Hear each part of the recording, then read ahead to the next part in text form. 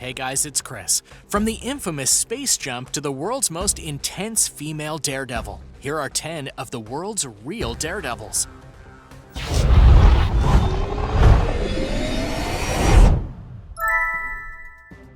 Number 10. The Red Bull Space Jump. You have to be a serious daredevil to jump to the Earth from space. You might even remember the Red Bull Space Jump from just a few years ago in 2012. The guy's name is Felix Baumgartner, and he jumped to Earth from a helium balloon at the edge of space.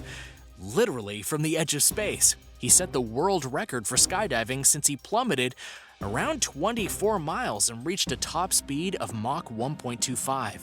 This also made him the first human person to break the sound barrier without using vehicular power. Imagine falling so fast that you break through the sound barrier. I'm honestly surprised this guy's head didn't explode during the fall. And while this guy is a huge daredevil and well known across the globe, the situation surrounding the space jump is actually pretty funny. When he initially jumped out of the helium balloon while standing between Earth and space, he was supposed to shout out an advertisement for Red Bull. He was supposed to say, "This is the world of Red Bull." But instead he said, "I'm going home now."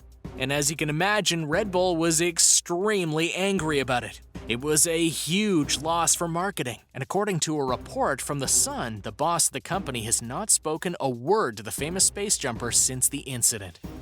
Number 9. Annie Edson Taylor.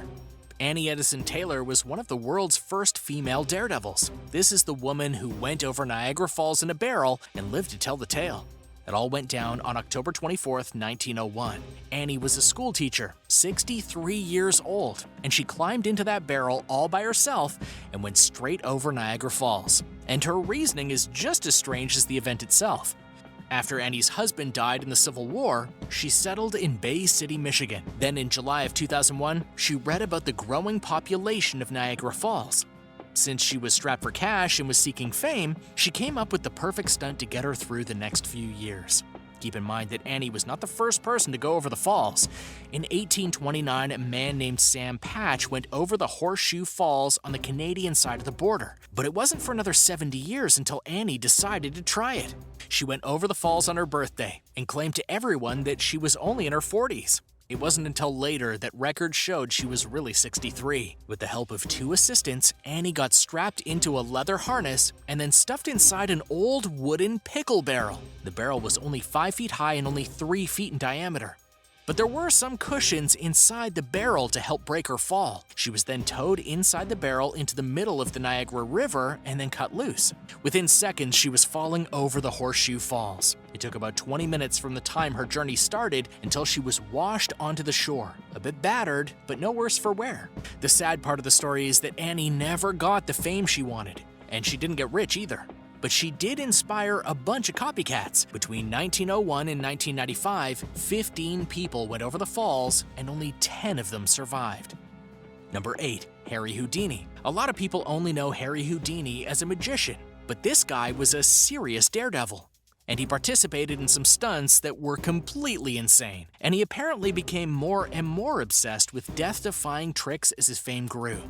From being buried alive on stage to swallowing a mouth of needles and then regurgitating them, Harry Houdini impressed the world.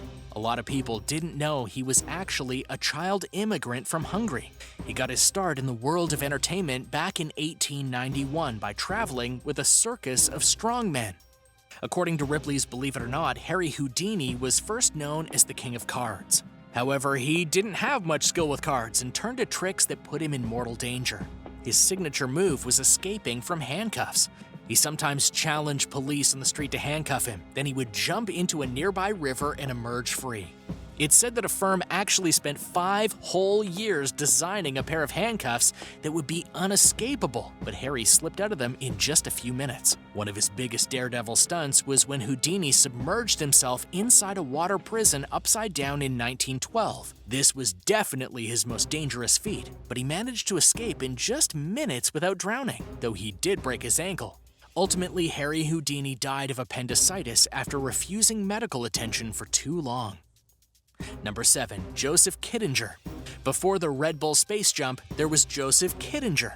who leapt from a balloon gondola at an altitude of 102,800 feet and fell for a full 4.5 minutes before opening his parachute at 18,000 feet. Before Joseph, nobody had attempted such a stunt before. But the real story here is about the fearless pilots of World War II who paved the way for the stunt. During the Second World War, aircrafts operated at altitudes above 40,000 feet quite often. But the problem was that nobody knew how to evacuate from such a height safely. Do you open your parachute right away, or maybe free fall to a safer distance first?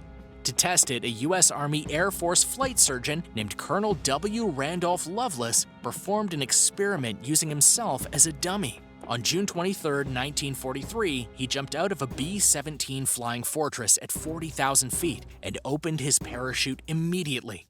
Of course, the force of the opening shock, which was 40 Gs, knocked him out cold and even blasted off his gloves on both hands. But luckily, his oxygen bottle kept him alive until he reached a lower altitude. Another test was done the next year by a different fella named Colonel Boynton. He was planning to open his parachute at a lower altitude to see what happened. Unfortunately, he was apparently still looking at his stopwatch when he hit the ground. Suffice it to say, he did not survive the impact. Nonetheless, the colonels were the real daredevils. What kind of psychos use themselves as test subjects like that? Number 6. Evel Knievel. As far as daredevils go, Evel Knievel is number 1 on the list and definitely the most famous to date. He was born in 1938 and was an absolute maniac. After his first motorcycle jump in 1965, Knievel upped the ante and continued to make record-breaking jumps while breaking all kinds of bones. He jumped across the Caesars Palace fountain in Las Vegas, which was 141 feet, but he actually botched the landing and fractured a whole bunch of his bones. Then in 1971, Knievel jumped his motorcycle over 9 cars and a van with great success. But his most famous jump is definitely when he went over Snake River Canyon. According to Mental Floss, he had actually wanted to jump over the Grand Canyon, but couldn't get government approval. So in 1974, he chose Snake River Canyon. But it was an absolute disaster. He tried to jump from one side to the other, a gap of about 1,600 feet, and he used a steam-powered rocket which he named Sky Cycle X. However, after taking off, the parachute deployed way too early, and the wind blew him back into the rocks. It was an enormous disaster, and he was horribly injured. As America's favorite daredevil, it's no surprise that Evel Knievel failed almost as many times as he succeeded. But nobody since has had the kind of daredevil spirit as Knievel, and he'll likely be remembered for a long time to come. You can even see the dirt ramps still at Snake River Canyon. Number 5. Jackie Chan. While many people might not consider Jackie Chan to be a daredevil, he absolutely is.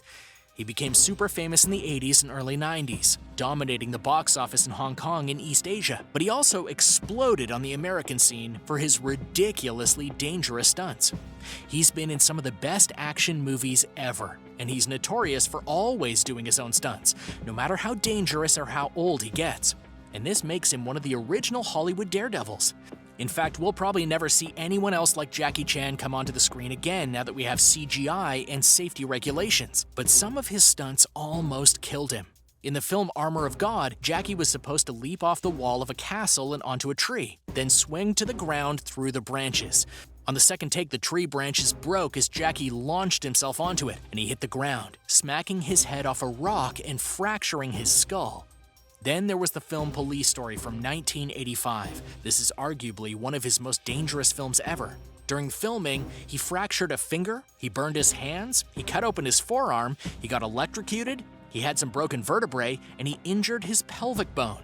And a few of these all happened at once, in a scene where he threw himself off a balcony in a shopping center and grabbed hold of a pole covered in light bulbs, then slid down through a glass roof. The stunt went well, but the injuries were plentiful.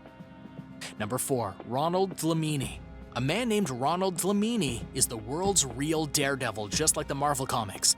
He's a world-renowned mixed martial artist who suffered an extreme loss in 2012 when a spell of meningitis and a brutal 10-day-long coma left him 100% blind in both eyes. This is a little backwards in terms of the superhero character, who lost his eyes and then became a martial arts master. Ronald was already able to kick some serious butt. Then after he lost his vision, he turned to his remaining senses to help him focus and maintain strength. Even without his sight, Ronald was still able to fight like a champion. But rather than going out and fighting crime like in the comics, he turned his skills in a different direction. Ronald now helps others who are blind to learn how to fight. He gets into the ring with blind men and women and teaches them his skills, showing people that just because you're blind doesn't mean you can't take out a few muggers. Number 3. Philippe Petit. The story of Philippe Petit is nothing short of incredible. Forget jumping out of a plane with a parachute on, try walking a tightrope between the World Trade Centers in New York City. This daredevil's name is Philippe Petit, and he was only 24 years old when he flew to New York City for the first time in January of 1974. At this time, the World Trade Center towers were still being constructed. Philippe climbed up the towers at night, and it took him hours to complete the rigging, as he needed to secure a steel cable across the 130-foot gap between the two towers. Then, just as Wall Street was waking up at around 7 in the morning, he stepped out onto the wire. Keep in mind, this was a quarter-mile up into the sky. He had no harness and no safety net. As you can imagine, people on the street below stopped and gathered in the thousands, watching as this small Frenchman danced across a thin wire on the edge of oblivion. Even the Port Authority Police Department could do nothing as they watched on helplessly. What really amazed is that even when he crossed the wire and got to the other side, rather than go down, he walked back out onto the wire, got to the middle of it, and began to bounce up and down, literally jumping up and down on the wire. The daredevil was apprehended afterwards, as the act was clearly illegal. But because the act was so incredible and the public were so enamored by him, all formal charges were dropped, and he was instead sentenced to performing his wire-walking act for a group of children in Central Park. He was then presented a lifetime pass to the observation deck at the top of the South Tower. According to the biography from PBS, he even signed his name on a steel beam that overlooked the vast canyon where he'd once walked among the clouds. Number 2. Elaine Robert. The next guy on our list is also a French daredevil. But rather than walking between buildings on a tightrope, he climbs up them just like Spider-Man. Some of his amazing climbs include the Eiffel Tower and the Empire State Building. This guy is 57 years old, and he uses nothing except his bare hands to free climb the greatest buildings in the world. This often results in him being arrested, but it's hardly discouraged him at all. To date, he's scaled over 100 buildings since the 1990s. Elaine Robert only stands 5 feet and 4 inches tall, and he only weighs 114 pounds. He's a family man who lives in Bali, and he just can't stop himself from climbing. According to an interview with Elaine Robert published in Forbes magazine, he is actually planning to climb the Burj Al Arab Hotel in Dubai, one of the tallest buildings in the entire world. But because of the COVID pandemic, he is currently stuck at home in isolation. But be sure to keep a lookout for this maniac Spider-Man's next stunt. Number 1. Charles Daredevil Hamilton. Charles Daredevil Hamilton was also known as the Crazy Man in the Air. This aerial lunatic survived over 60 different aircraft crashes during his career. He was born in 1885 and was one of the pioneers in aviation. He was a hot air balloonist from the age of 18. And in 1909, he acquired fame and a national reputation for being a daredevil in the air. He was the first person to fly an airplane in Tucson, Arizona, and he was the first person to fly in the state of Washington. It's been reported that he would get into the plane drunk and then swoop around in the sky from a height of 500 feet inside his biplane. Keep in mind, these were the first airplanes. This was a time when flight was a brand new thing, and he was really the original flying daredevil. He set a record in San Antonio for the quickest takeoff, and he even won a prize for being the first person to fly from New York City to Philadelphia and back, which was actually the first flight between 2 major U.S. cities. In the end, Hamilton died of tuberculosis in 1914, after surviving nearly 100 plane crashes. I don't think anyone has come close to this record since.